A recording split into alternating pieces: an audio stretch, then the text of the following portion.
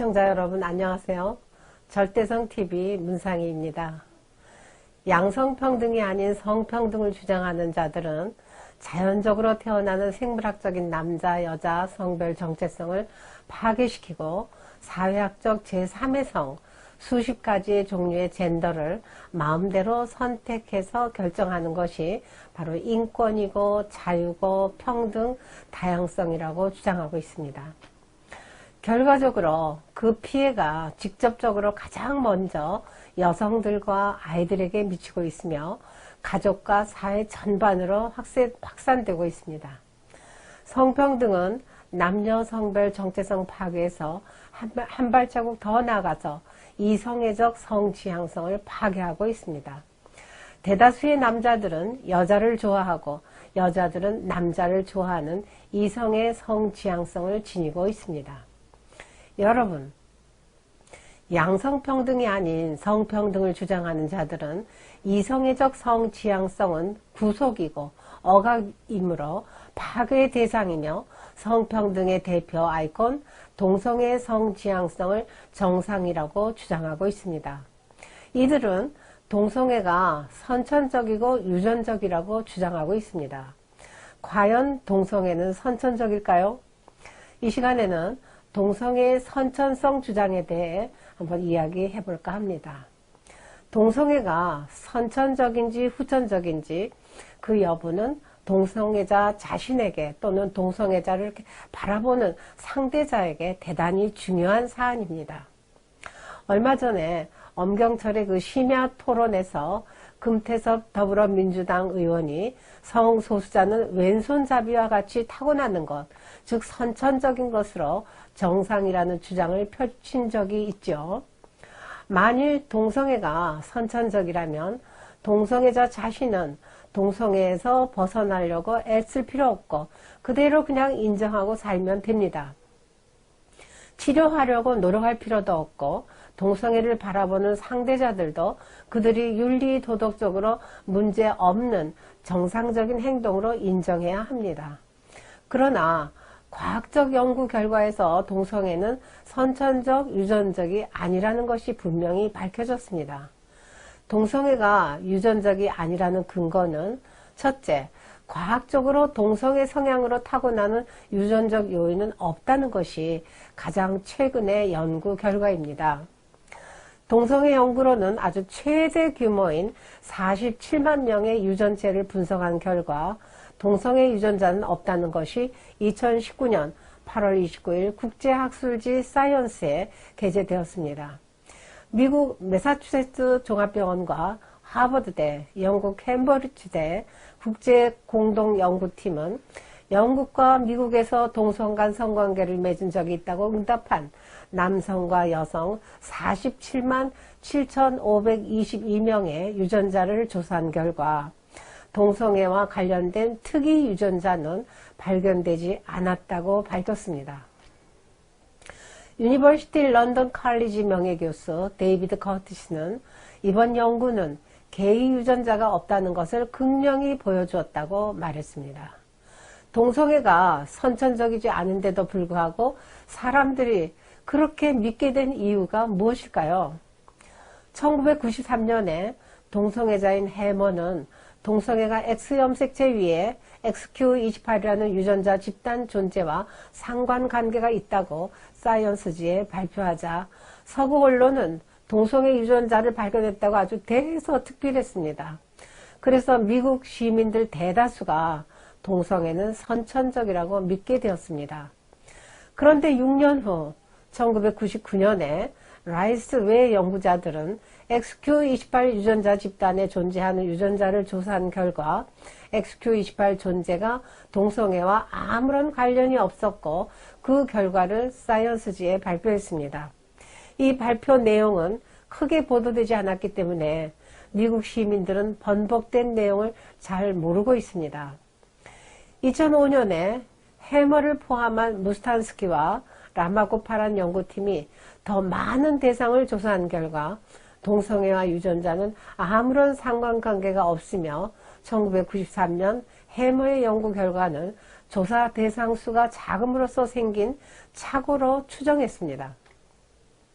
즉 동성애가 유전적이라고 최초에 주장했던 그 해머가 스스로 동성애는 유전적이 아니라고 번복한 것이죠. 동성애를 유발하는 유전자는 발견된 적이 없었어요. 지금까지 연구 결과를 쭉 추론해 보면 앞으로도 발견될 가능성이 거의 없습니다. 잘못된 연구 결과는 언론에서 다루지 않아서 일반인들이 동성애는 유전이라는 오해를 갖게 만들었습니다. 둘째, 일란성 쌍둥이 연구를 통해 동성애가 유전적이 아님을 알 수 있습니다. 유럽에는 약 60만 명의 쌍둥이 기록이 있고 호주에는 약 2만 5천 명의 쌍둥이 기록이 있습니다. 2000년에 호주의 기록을 이용하여 남성에 대해서 조사한 결과 일란성 쌍둥이의 동성애 일치율은 11.1%이며 같은 성을 가진 이란성 쌍둥이의 동성애 일치율은 0%였습니다. 일란성 쌍둥이는 동일한 유전자를 가지고 있으며 자궁 안에서 같은 생물학적 영향을 받고 자랍니다. 일란성 쌍둥이는 같은 부모의 양육과 교육 환경에서 자라기 때문에 동일한 후천적 영향을 받았으며 서로에게 긴밀한 영향을 서로 주고 자라기 때문에 한 사람이 먼저 동성애자가 되면 직간접적으로 영향을 주어서 다른 상대 쌍둥이도 동성애자가 될 수 있습니다. 동일한 유전자와 동일한 선천적, 후천적 영향을 받은 일란성 쌍둥이 일치율이 11%라는 결과는 유전적, 선천적, 후천적인 영향을 모두 합치더라도 동성애자가 되는데 아주 작은 효과라는 것을 의미합니다. 쌍둥이 가운데 한 명만 동성애자가 되는 영향은 무엇일까요? 그것은 쌍둥이가 서로 공유하지 않은 개별적 경험 때문입니다. 쌍둥이가 똑같은 사건을 경험하지만 그 사건을 각기 다른 시각에서 인지하고 같은 부모의 양육과 그렇게 교육을 받지만 그것을 다르게 해석할 수 있습니다. 또한 쌍둥이 중 한 명만 따로 다른 경험을 할 수 있습니다. 우연히 동성애 포르노를 본다거나 또는 친구로부터 동성애 유혹을 받을 수 있습니다. 성경험은 은밀하게 진행되기 때문에 아주 강력한 인상을 줍니다.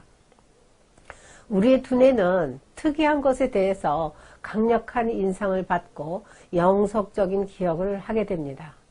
서로 공유하지 않은 개별적 경험이 동성애자를 만드는 결과를 낳는다고 볼 수 있습니다. 유전자에 의해서 남자아이의 몸이 너무 빈약한다든지 또는 여자아이가 너무 남성적인 몸을 갖게 되면 동성애자가 되도록 하는 간접적인 영향이 될 수도 있습니다. 그러나 유전자에 의해서 동성애자가 결정되는 것은 아닙니다. 즉 동성애 유전자는 없습니다. 이성의 성지향성에 따른 결혼과 가족관계는 우주의 보편적 법칙에 순응하는 아주 자연스러운 행동이고 전통입니다. 여자에게 절대 필요한 것은 남자이고 남자에게 절대 필요한 것은 여자입니다. 여자의 선유 조건은 남자이고 남자의 선유 조건은 여자이기 때문입니다. 우주의 모든 존재는 쌍쌍제도로 이루어져 있습니다. 그래서 동성애자들 역시 성행동을 할 때 둘 관계에서 한 사람은 남자 역할, 상대는 여자 역할을 서로 엇바꿔 하고 있습니다.